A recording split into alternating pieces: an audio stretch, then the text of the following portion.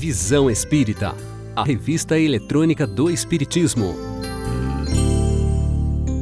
Olá, é muito bom estar com você novamente. E no nosso programa de hoje, muitos quadros que servirão para a nossa reflexão de vida. Vejamos.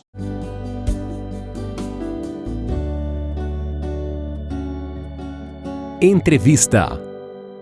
Amigos do programa Visão Espírita, mais uma vez nós temos a satisfação de estarmos trazendo para a entrevista de hoje um amigo que, aliás, anda pelo Brasil todo, Alamar Regis, visitando São José dos Campos, fazendo o seu trabalho aqui em São José, de palestra, e a satisfação do Visão Espírita em estar aqui com Alamar é muito grande. E esta entrevista promete, Alamar, promete, não? Tudo farei, né, para corresponder às expectativas, Nelson. O Alamar, pessoal, o Alamar até quase que não deu para me escrever aqui na Folha. Ele, além de diretor de TV, ator, professor, orador espírita, também na área de informática, analista de sistemas. Bom, não é o caso. O importante é o conteúdo que o Alamar traz para nós e tenho certeza vocês vão gostar desse conteúdo. O Alamar hoje esteve, inclusive, em entrevista no programa radiofônico, lá dos nossos amigos do Vivência Espírita, e ele já abriu o programa falando a respeito de um tema que ele falou numa palestra ontem, e gostaríamos que o Alamar começasse a nossa entrevista falando sobre esse tema. Que diabo vou fazer no Centro Espírita? Que diabo vou fazer no Centro Espírita? É verdade, Nelson. Essa ideia aí surgiu, não sei por que razão, foi um convite que a Sônia Sartre me fez para um dos maiores eventos de espírita do Brasil, que é o Encontro de Estudos Espíritas de Poços de Caldas. Já há 14 anos esse evento ocorre.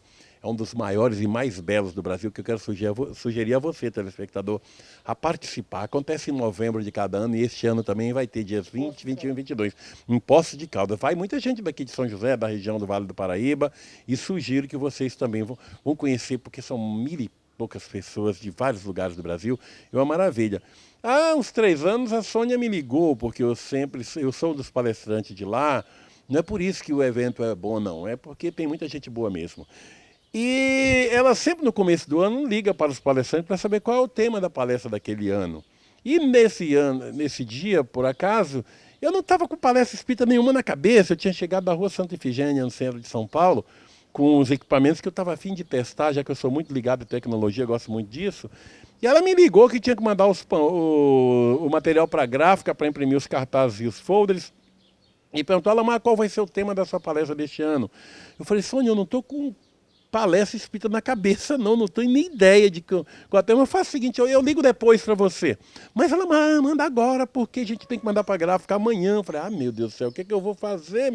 Sabe que para a gente elaborar uma palestra espírita, a gente tem que elaborar a palestra, depois dar um nome. Não é fácil o tema. Eu falei, então tá bom, é o que vem na cabeça. Que diabo tu vai fazer no Centro Espírita? Ela tomou um susto, isso lá é tema de palestra espírita. Rapaz, como é que eu vou botar um negócio desse no folder, no cartaz? Eu falei, mas Sônia, você me pediu, é o que eu estou pensando agora. Eu acho que eu estou sincero comigo, me deu vontade de perguntar a uma pessoa, que diabo tu vai fazer no Centro Espírita, rapaz?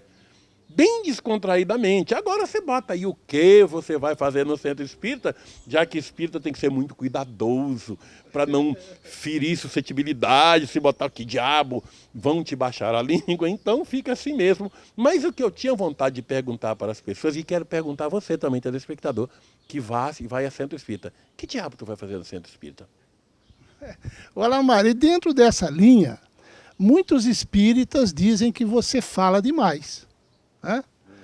E fala demais assim num sentido de assuntos que deveriam ser tratados por dirigentes espíritas. Eles acham, os que têm essa opinião, que esses assuntos que você fala demais deveria ser tratado mais no âmbito de dirigentes espíritas. O que você fala disso? Meus queridos amigos espíritas que acham isso, se esse fala demais que vocês se referem é um defeito, eu prefiro continuar com esse defeito do que ter o defeito de ser omisso demais. De deixar a nossa doutrina embaixo do tapete. de deixar a candeia embaixo do alqueire e os índices de suicídios e de abortos continuarem aumentando a todo momento.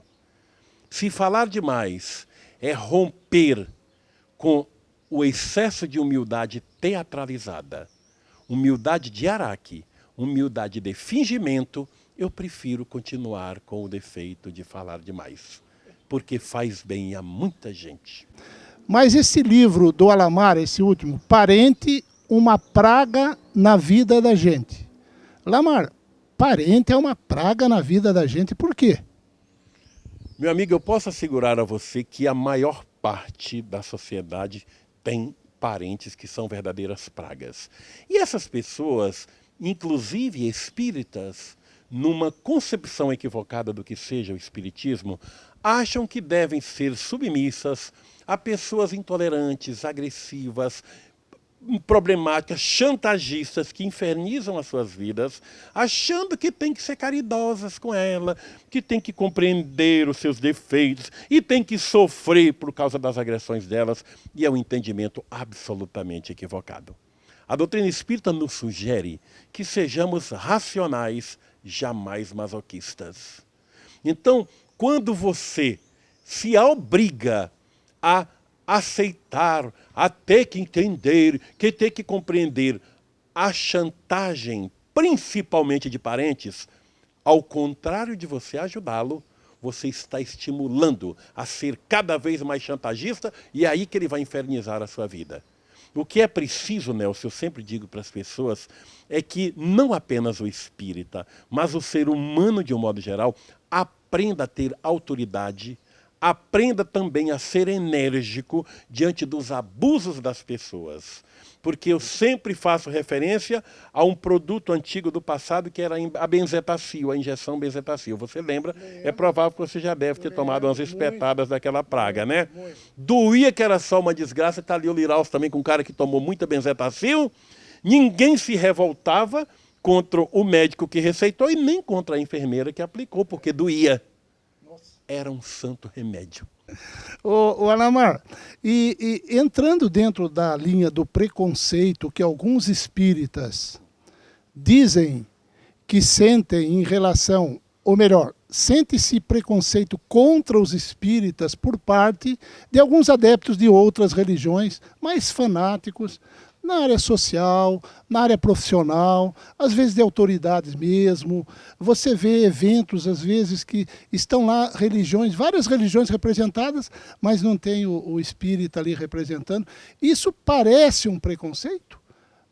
Existe realmente um preconceito velado, não aquele da queima dos 300 livros, que foi explícito há 150 anos atrás. Né? Mas aquele preconceito velado ainda contra a doutrina espírita, o que você nos diz? Ô Nelson, hoje não há tanto preconceito assim como já houve em alguma época.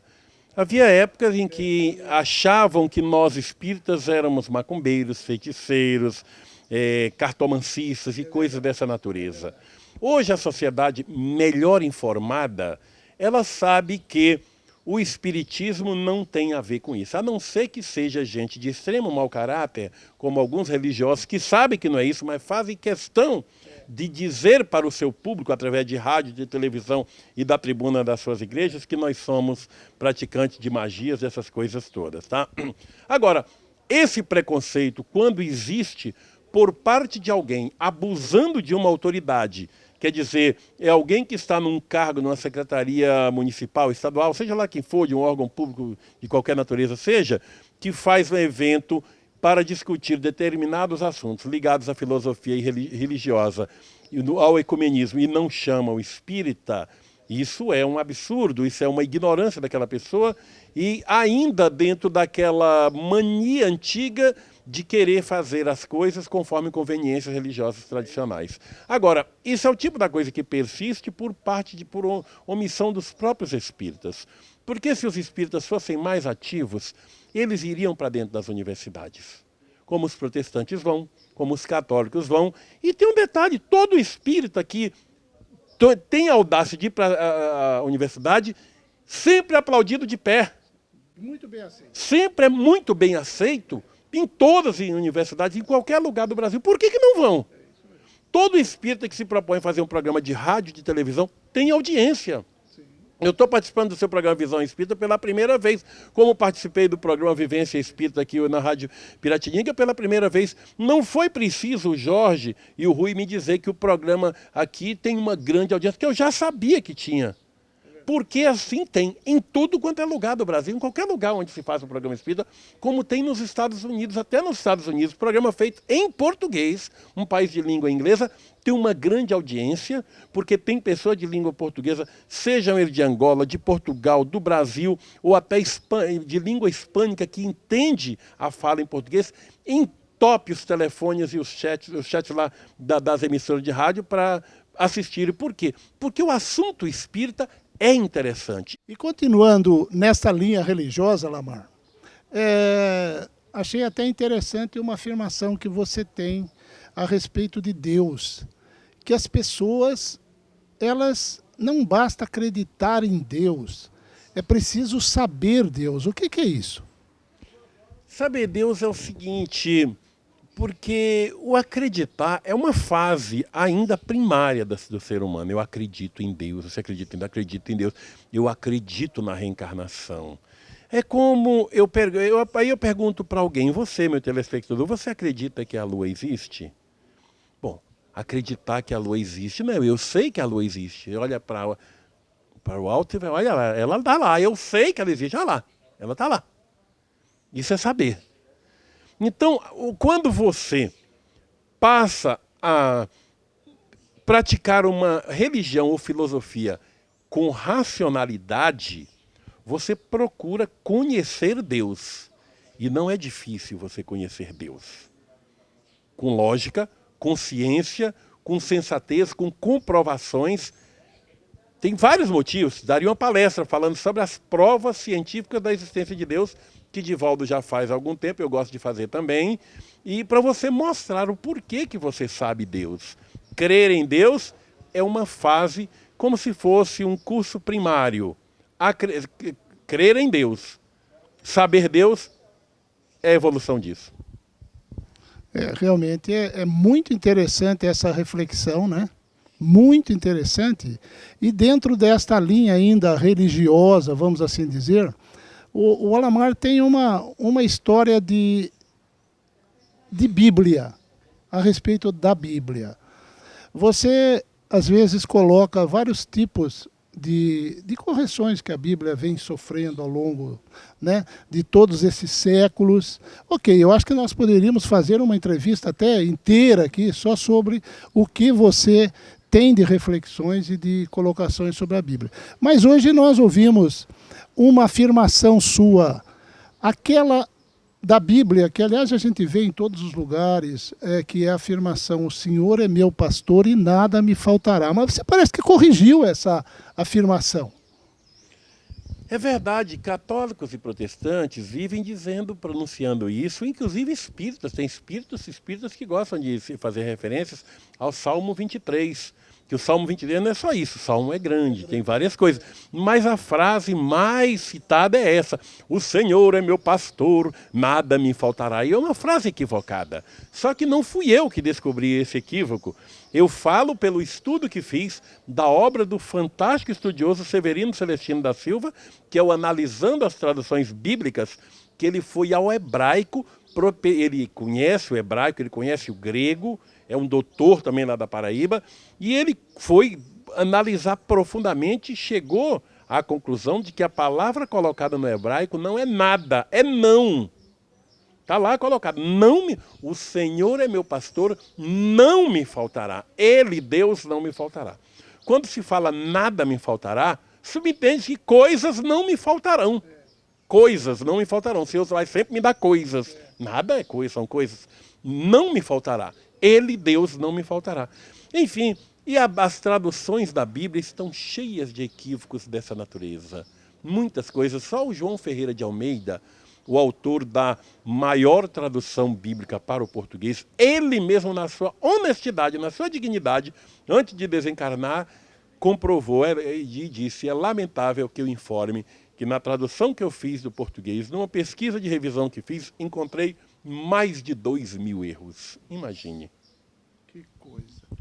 E nesta linha mais religiosa, falando em religiões, a tolerância religiosa tem melhorado, né, muito nesses últimos séculos. Tolerância religiosa.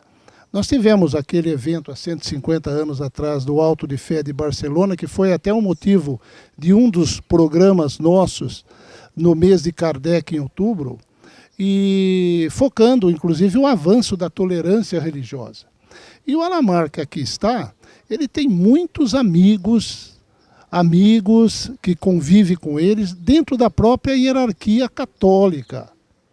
Você poderia dizer para nós, e até clérigos que frequentam de alguma forma o movimento ou casas espíritas, como é que é isso, Alamar? Olha, Nelson, é muito interessante isso. As pessoas comuns, os católicos comuns, aqueles que apenas vão à igreja, frequentam a missa, porque há dois tipos de católico. Tem o católico, que é aquela pessoa que, por rótulo, diz eu sou católico. E tem o católico que é católico. O católico mesmo que é católico é aquele que crisma os seus filhos, que crisma, porque batizar todo mundo batiza, tá? Que crisma e que realmente vai à igreja todos os domingos e participa da liturgia católica.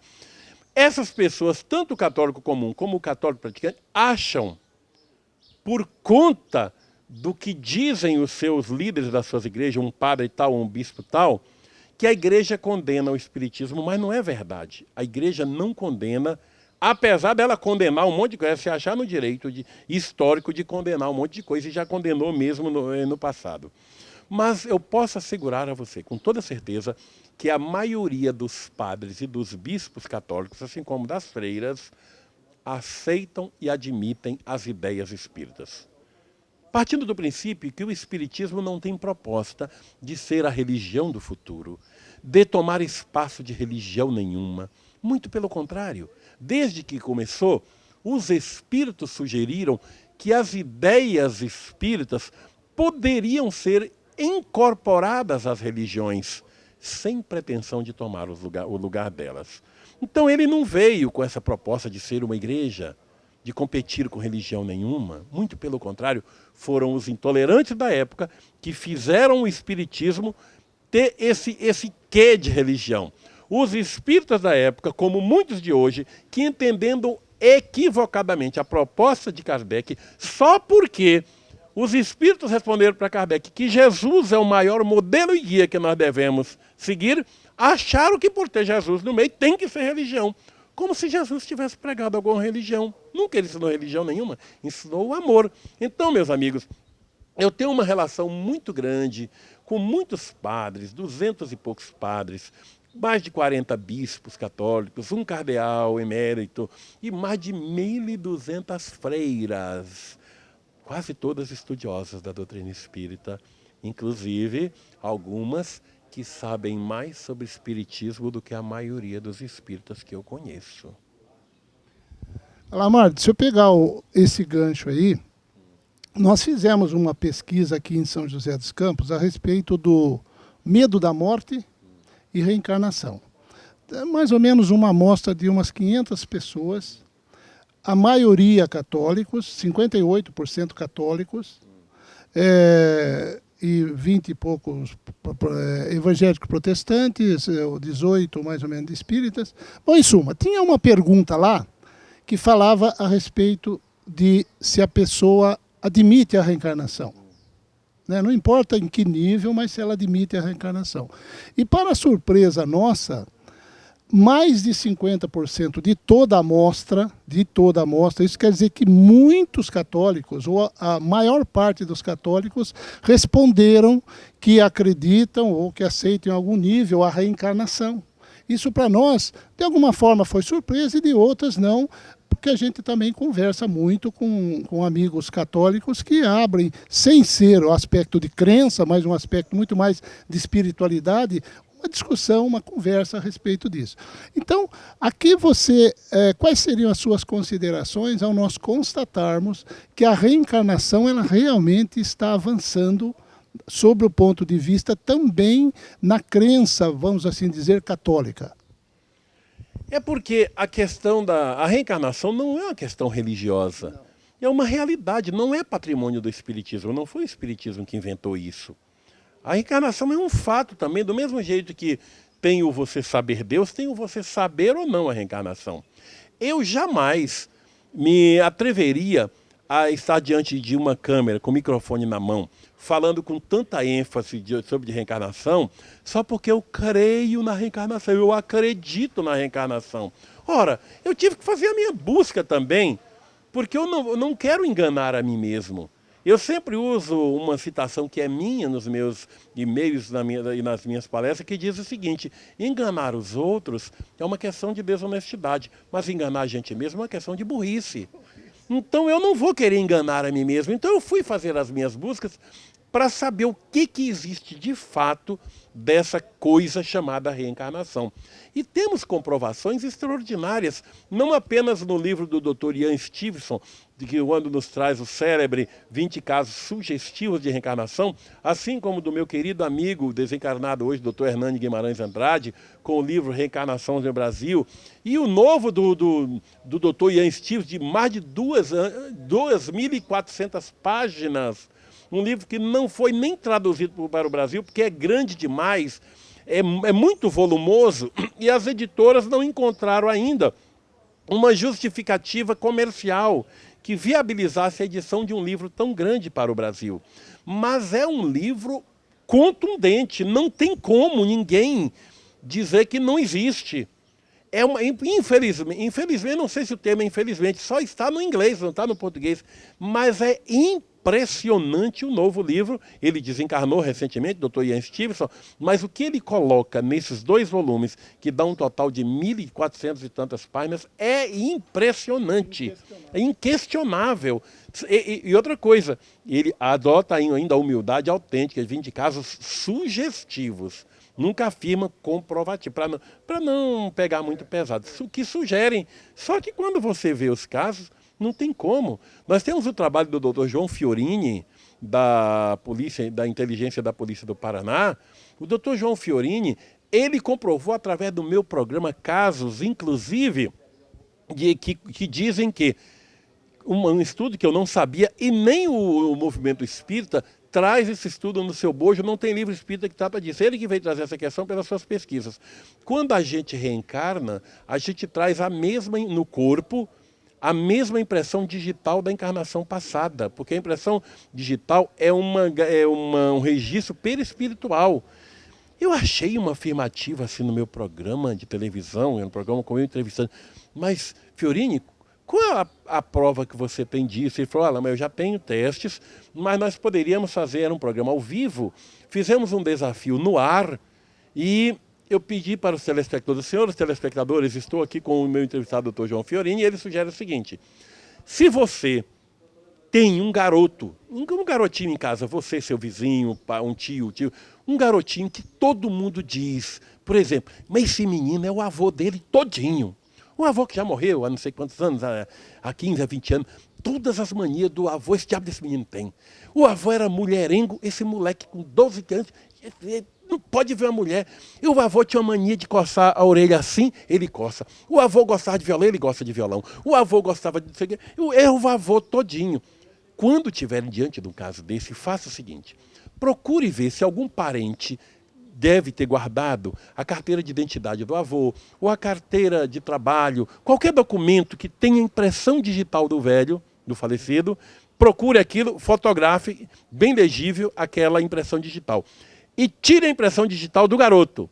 Pode ser tirado em casa mesmo com um batom, coloca no dedão e bota na folha de sulfite, manda para mim aqui para São Paulo. Ele estava aqui em São Paulo. Várias pessoas mandaram. É claro que nem todos iriam coincidir, porque é uma questão lógica. Vários não coincidiram, mas vários coincidiram a mesma impressão digital. Inclusive um garoto lá do Ceará, que o João, que ele hoje é delegado aposentado, ele viajou para o Ceará, foi lá conhecer o menino, pediu permissão para a família do menino para registrar mais proximamente a impressão digital e comprovou o garoto era a reencarnação do avô. O avô morreu com um tiro no peito e o menino tinha uma cicatriz com a bala de 9 milímetros, uma cicatriz de 9 milímetros no peito, a bala saiu pelas costas, o menino tinha também a cicatriz nas costas, o avô tinha a orelha meia presa, que o menino nasceu também com a orelha um pouco presa, comprovado, e vários outros detalhes. Enfim, só este assunto, Nelson, daria um programa. E eu até sugiro que você um dia convide o João Fiorini para vir aqui a São José dos Campos. O estudo científico da questão espírita, gente, não vou chamar de questão espírita, questão de reencarnação. Não precisa nem envolver espiritismo nisso. É um fato, é uma comprovação para nós que conhecemos, incontestável. Agora, se você, telespectador, está apenas na fase do crer ainda, respeitamos a sua fase de apenas crer ou não crer. Pessoal, e para terminar, nós vamos fazer um jogo rápido, Alamar. Pode ser? O jogo rápido é no sentido de você pode fazer a sua resposta normal, né? Mas o mais sintética, né? O mais sintética possível. E sempre com os dois extremos. Umbanda e espiritismo.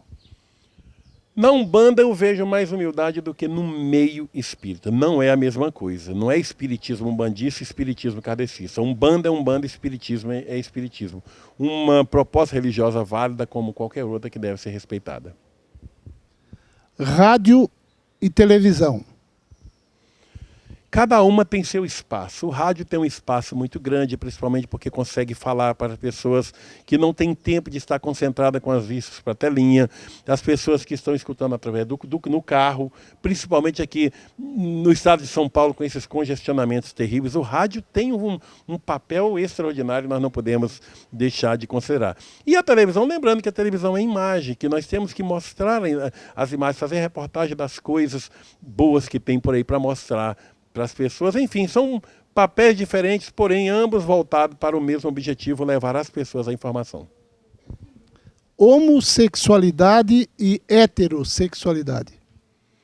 Dizem que a homossexualidade é uma opção. Eu não sei quem é que seria tão idiota de optar por uma sexualidade que vai lhe dar problema, que a sociedade vai ser contra ela, vai agredir, vai ser intolerante, enfim. Não é questão de opção. Agora, que é necessariamente sem vergonhice e imoralidade, eu não concordo, porque eu conheço muitos homossexuais altamente decentes e muitos heterossexuais sem vergonha e mau caráter ao extremo. Humildade e vaidade. O grande problema é confundir humildade verdadeira com humildade teatralizada. Eu estou melhor do que mereço, meu irmão. Eu não valho nada. É você elogiar minha camisa, dizer que nada são seus olhos. Elogiar suas armações de óculos, nada são seus olhos. Isso é palhaçada. O humilde tem que saber dizer muito obrigado. Eu comprei a camisa para ser bonita mesmo. E a questão da vaidade. É um dos maiores equívocos do movimento, é condenar a vaidade. O que deve ser reprovado é o excesso de vaidade. Aí é outra coisa, que torna a pessoa nojenta, chata, prepotente, enjoada. O excesso de vaidade é terrível. Mas a vaidade, o que é vaidade? Quando você compra uma camisa, escolhe uma camisa, você está escolhendo o que ficou mais bonito de você. Isso é vaidade. Quando você, homem ou mulher, vai num salão de beleza cortar o seu cabelo, escolhe um modelo de cabelo, isso é vaidade também. Quando você vai numa ótica comprar as armações dos seus óculos que o oftalmologista passou, você escolhe a armação, bota na tua cara, olha no espelho, vê o que é melhor, escolhe a mais bonita, isso é vaidade. Não vamos condenar isso? Qual o mal que tem isso? Qual o mal que tem na cor de um batonzinho que a mulher coloca nos seus lábios? Não tem nada a ver. Vaidade faz parte da criatura humana. O excesso é que é o problema. Fé e razão. A fé mais utilizada por aí é a fé no crer porque tem que crer. Na base da doutrina do porquê sim ou do porquê não. Isso é uma fé de um povo que tem a mente ainda precisando ser exercitada, ser melhor trabalhada. A fé racional é a fé que se espera das pessoas. É a fé que lhe dá segurança. Está dentro daquilo que no começo do programa nós falamos quando estabelecemos a diferença do crer em Deus e do saber Deus. A fé raciocinada é aquela que lhe conduz a procurar saber Deus. Aí você vai poder ter muito mais segurança na sua vida. Muito bem. Tolerância religiosa e intolerância religiosa. Continua existindo, sim. Mas a maior intolerância é aquela das pessoas que acham que elas conhecem tudo.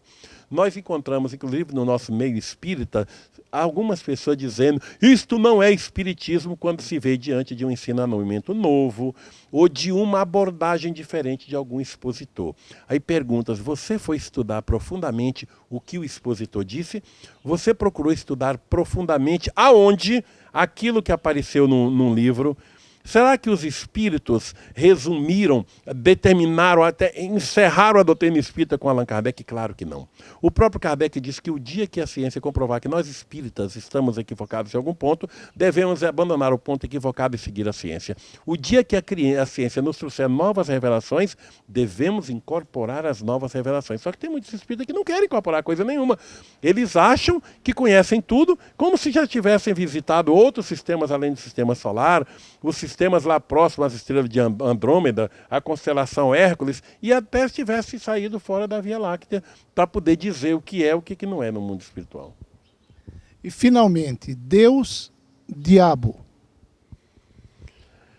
Eu falo esse negócio de diabo, mas como gozação. Que diabo tu vem fazendo no centro espírita? É uma piada. Esse negócio de diabo, Deus criar um diabo, é uma coisa, meu Deus do céu, nem as crianças hoje que já nascem mais inteligentes, aceitam um negócio desse, que existência de diabo.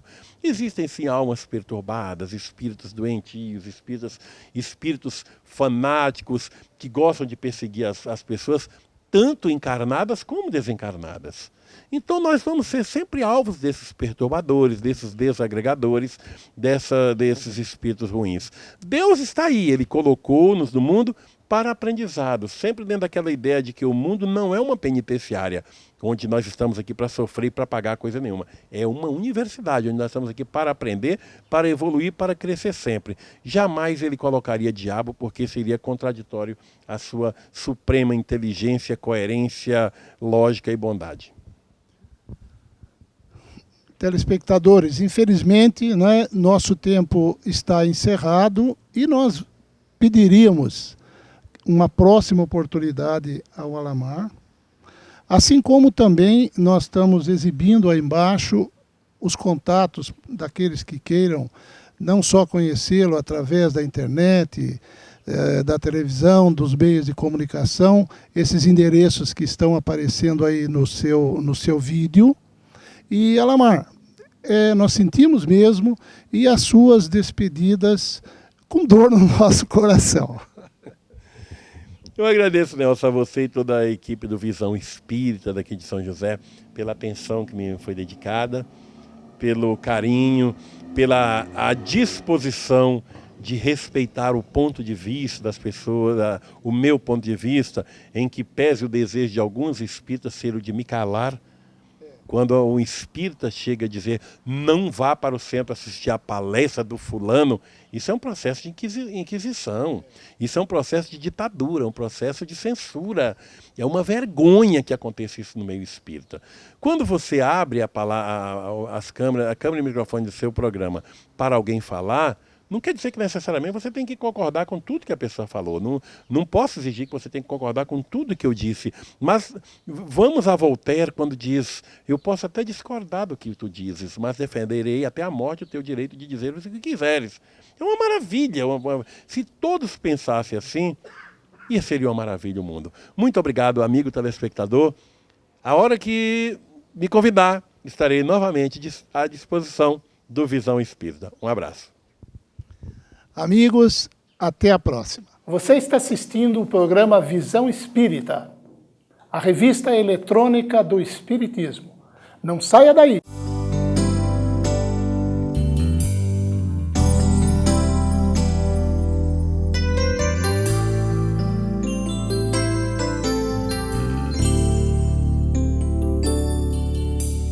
Quero paz na minha vida, quero luz no meu caminho, quero te ver, entender que tudo passa, que a terra é uma escola, quero aprender. O amor é a estrada que devemos caminhar. Quem tiver vontade firme tem felicidade. Vem viver a emoção, dê a mão, vamos seguir. Quem quiser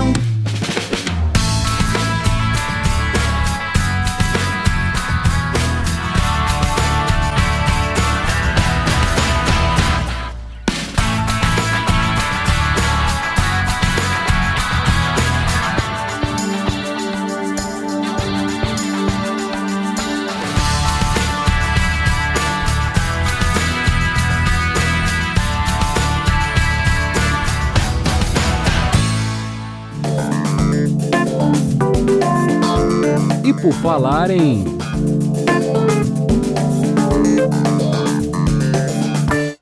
E por falar em prática espírita, o que nós poderíamos passar agora nesse momento para vocês em relação a isso? Que toda prática espírita ela é gratuita, como orienta o princípio moral do Evangelho, dai de graça o que de graça recebeste. A prática espírita ela é realizada com simplicidade, sem nenhum culto exterior, dentro do princípio cristão de que Deus deve ser adorado sempre, em princípio e em verdade. O Espiritismo, meus irmãos, ele não tem sacerdotes e não adota e nem usa em suas reuniões, em suas práticas, altares, imagens, andores, velas, procissões, sacramentos, concessão de indulgência, paramentos, bebidas, sejam elas alcoólicas ou alucinógenas. Não usa nem incenso, não usa fumo, não tem nenhum tipo de talismã, nem amuleto, não adotamos horóscopos, nem cartomancia, nem pirâmides, cristais ou qualquer outros objetos, rituais ou formas de culto exterior. Isso não existe dentro da doutrina espírita. O Espiritismo não impõe os seus princípios. O que acontece conosco? A doutrina espírita ela convida os interessados em conhecê-lo, a submeterem os seus ensinos ao crivo da razão, antes de aceitá-los. A mediunidade, que permite a comunicação dos espíritos com os homens, ela é uma faculdade que muitas pessoas trazem consigo ao nascer. E isso é independente de religião ou da diretriz doutrinária de vida que adotem. E a prática mediúnica? Prática mediúnica espírita só é aquela que é exercida com base nos princípios da doutrina espírita e dentro da moral cristã. O Espiritismo, meus irmãos, ele respeita todas as religiões e doutrinas. Valoriza todos os esforços para a prática do bem e trabalha para e pela confraternização e pela paz entre todos os povos e entre todos os homens. Independente da sua raça, independente da sua cor ou da sua nacionalidade, de sua crença, do nível cultural ou social. Reconhece ainda que o verdadeiro homem de bem é o que cumpre a lei da justiça, é o que cumpre a lei do amor e da caridade na sua maior pureza. E o que fundamenta e nos dá o conhecimento correto da prática espírita é o estudo das obras da codificação, dada pelos espíritos superiores o professor Allan Kardec. Eu concluo, termino aqui essa fala minha com vocês, com a frase do espírito Luiz Sérgio, em seu livro Cascata de Luz, quando ele diz o seguinte: dizer-se espírita e não conhecer as obras básicas é a mesma coisa que chegar a uma fonte de água cristalina e só lavar as mãos. Nós precisamos nos banhar com esse conhecimento. E nós precisamos, para dar as nossas opiniões, a nossa opinião sobre a doutrina espírita, conhecer essa doutrina. Paz e alegria no coração de todos. Educação Espírita. O despertar de uma nova era. Falemos um pouco mais sobre este importante educador que foi Hippolyte Léon Denisard Rivail, mais conhecido pelo pseudônimo de Allan Kardec. Já se disse muito justamente que a doutrina espírita é de suave severidade. E também esse o caráter do método de ensino idealizado por Pestalozzi e adotado por Kardec. Foi seguindo a sua filosofia e o seu exemplo que Rivail se tornou o homem íntegro e, mais tarde, o ideal de moral espírita. Kardec tinha um método original. Ele procurava usar de meios mnemônicos de forma a não cansar o estudante e fazê-lo aprender as lições com facilidade e rapidez. Quem contempla hoje um retrato de Allan Kardec não pode ter ideia do que foi o seu caráter, não pode imaginar que naquela figura vigorosa, de fisionomia austera, aparentando uma rigidez exagerada de sentimentos, pouco disposta a perdoar faltas, se escondia uma alma tão boa, tão simples, tão generosa. Todas as qualidades morais que concorrem para o homem de bem foram logo desabrochando no jovem Hippolyte Rivaio e constituíram sempre o fundo do seu caráter. Seu desprendimento por dinheiro, seu desinteresse pelas coisas materiais, a sua dedicação ao ensino e o seu amor ao bem o levaram a, durante 6 anos em sua casa, ministrar cursos gratuitos, onde ensinava química, física, anatomia comparada, astronomia e outras matérias. Isso em uma época que somente um bem pequeno número de inteligências se aventurava a tomar essas atitudes. Nenhum dos seus livros foge ao crivo do raciocínio. Como livre pensador, deixou um legado valioso para o mundo, uma verdadeira escola, porque instruem, elevam o espírito, induzindo-o a reconhecer a majestade divina. Portanto, antes de organizar a codificação espírita, que vinha abrir um caminho novo no campo da filosofia, da ciência e da religião, o professor Rivaio já tinha inúmeras obras científicas e literárias publicadas e era um renomado e respeitado educador. Era um homem já experimentado nas lides da vida, contando já mais de 50 anos, quando assumiu então sua grande tarefa, a partir de 1855, ao ser colocado em contato através de amigos com os chamados fenômenos das mesas girantes, que a princípio ele interpretou como fenômenos magnéticos. O Espiritismo não veio lhe trazer a transformação súbita do caráter, já o encontrou formado, apenas o lapidou. Ele já era um espírito evoluído, com um longo tirocínio de outras existências e de outras missões, perfeitamente aparelhado, portanto, para desempenhar a nova missão que trazia. Este foi o ponto de partida para que o grande educador viesse completar sua missão, consolidada pela experiência, pela capacidade de raciocínio lógico, observador atento e racional, que culminou com sua tarefa maior, que foi a codificação da doutrina espírita, ditada pelos espíritos, trazendo luzes para o porvir. Por esta razão, por não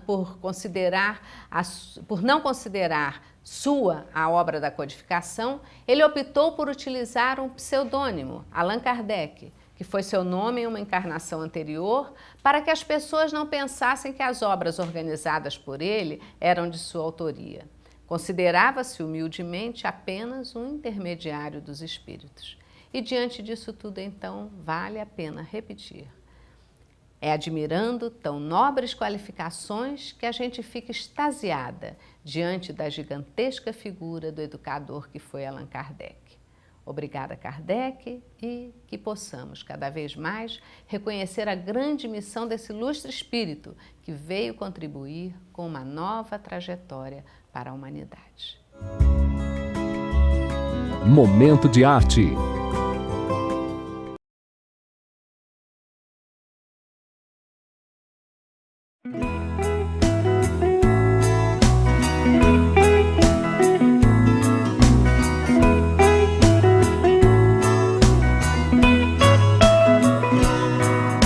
Jesus havia dito que seria preciso lembrar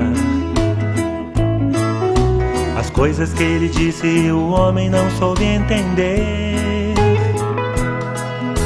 que o Consolador enviaria para melhor explicar, e para a humanidade outras lições ele iria trazer. De modo figurado muita coisa Jesus explicou. O homem orgulhoso muitas delas não quis aceitar. Então era preciso que o tempo passasse também e amadurecessem as ideias para ele chegar. 18 séculos depois, Allan Kardec trouxe à luz o Evangelho segundo o Espiritismo, a chave para entender Jesus. O Evangelho segundo o Espiritismo, a chave para entender Jesus.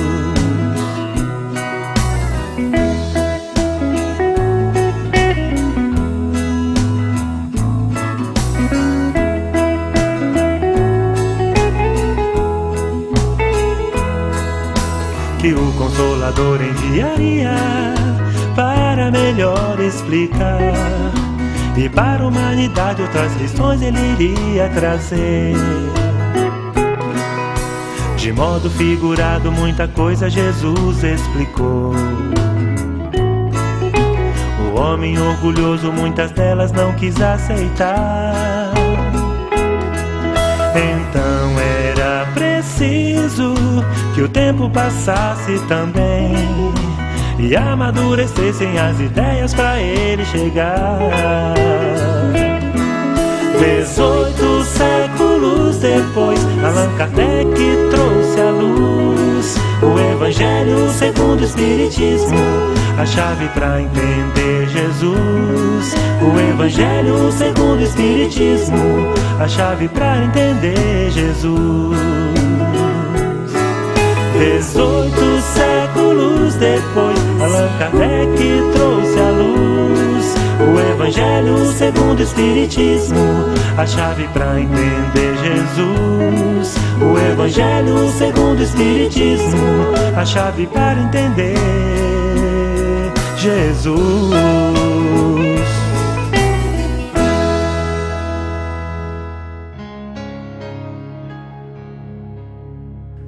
A mensagem.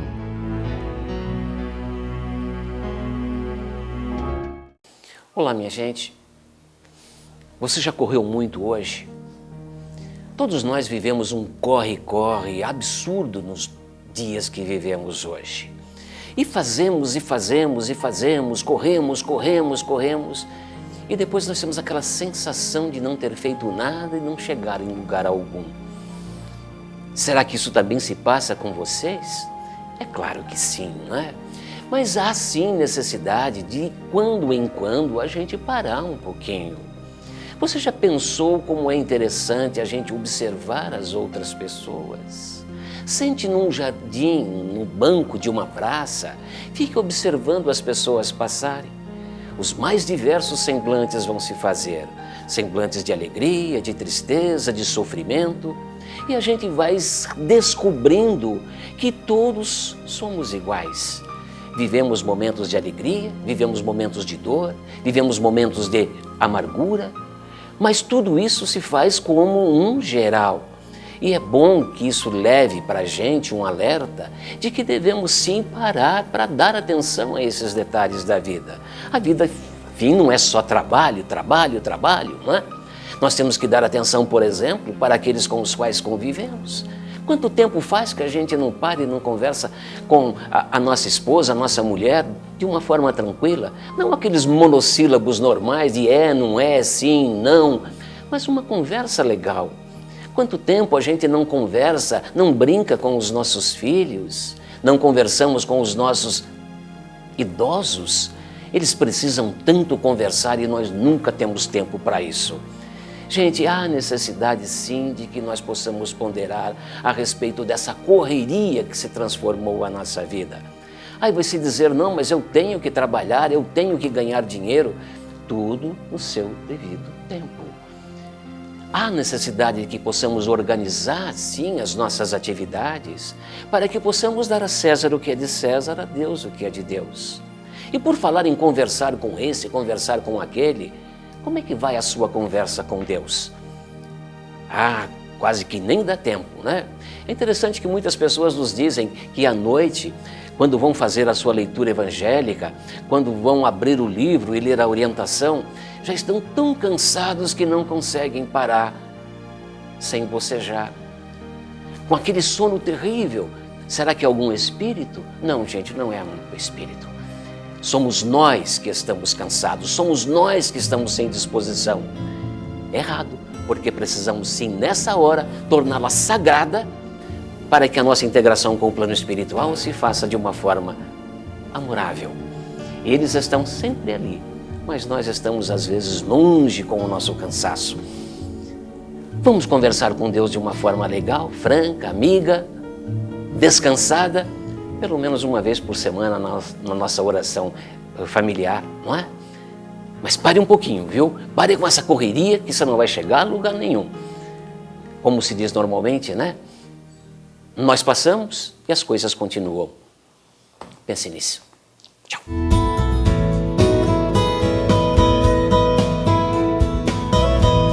Um tema selecionado.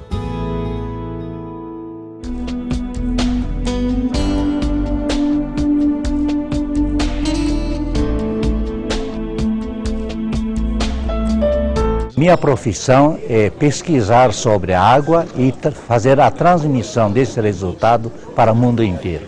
Há 22 anos atrás, quando estava nos Estados Unidos e estava jogando golfe, começou a doer a perna, o pé. Aí o parceiro disse para ele, passa essa água que vai passar essa dor. Ele passou essa água e realmente melhorou a perna. Então aí surgiu a ideia de pesquisar o valor da água. O ser humano, o seu corpo físico é composto com cerca de 70% de água. Em função disto, esse relacionamento água e ser humano é um relacionamento muito íntimo que ninguém pode separar isto. A água tem o poder de transportar informações. E como o nosso corpo é constituído de água, então a importância da água na vida do ser humano é inquestionável. O ser humano, a vida, a energia, o que é isto? E quanto mais estuda essa questão, você chega à conclusão de que a fonte de energia, a vibração que o ser humano sente, está na água.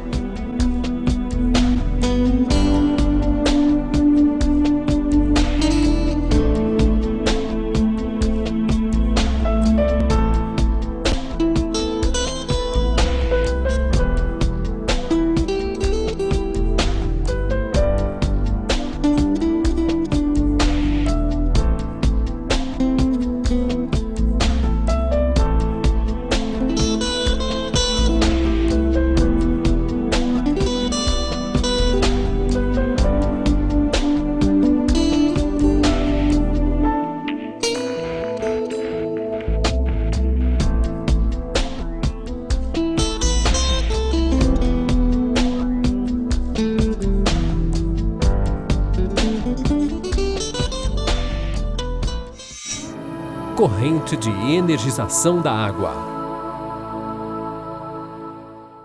Bondosos amigos e amigas, chegamos ao final de mais um programa Visão Espírita e nós gostaríamos de agradecer a sua atenção, a audiência desse programa, e nós vamos todos nos ambientarmos para este instante de prece, de irradiação, de paz nos nossos corações, porque essa corrente que agora se forma é uma corrente que você participa, é uma corrente que você está ajudando, está colaborando, muitas vezes para pessoas que você nem conhece, porque uma corrente formada de pensamentos, ela abrange, ela vai buscar aqueles que necessitam, e você que colocou a água aí ao seu lado, esta água se torna um remédio. Então nós convidamos a todos para que oremos juntos, vibremos juntos e irradiemos do nosso coração todos juntos.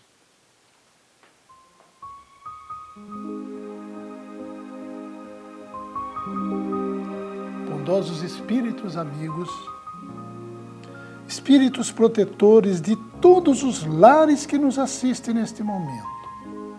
Não importa a crença, não importa a religião de cada um, todos somos irmãos perante o mesmo Pai de amor, de bondade.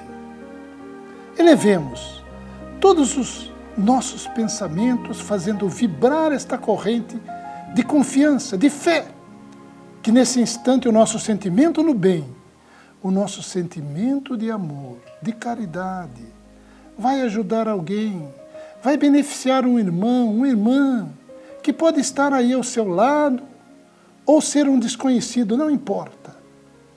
Esta água colocada ao nosso lado, ao seu lado, vai estar recebendo agora, nesse preciso instante, o remédio necessário para que dela possa se fazer uso. Vamos vibrar com todas as forças da nossa alma. Sintamos as energias curadoras, as energias de reequilíbrio, de bem-estar físico, espiritual, que estão sendo derramadas nesta água, neste momento. Vibremos todos juntos.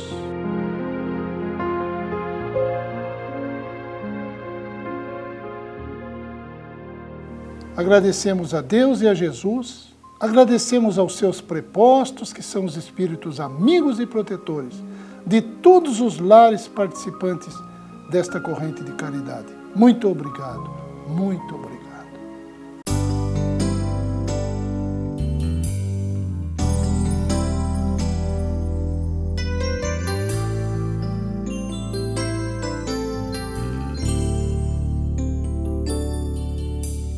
Quero paz na minha vida, quero luz no meu caminho, quero te ver,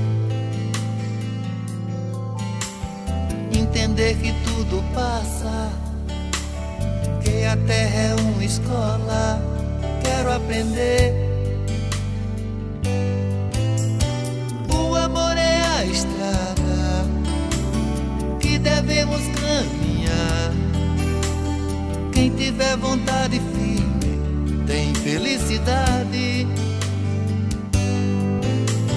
Vem viver a emoção, dê a mão, vamos seguir. Quem quiser um tempo novo tem que ter vontade. Eu quero amor.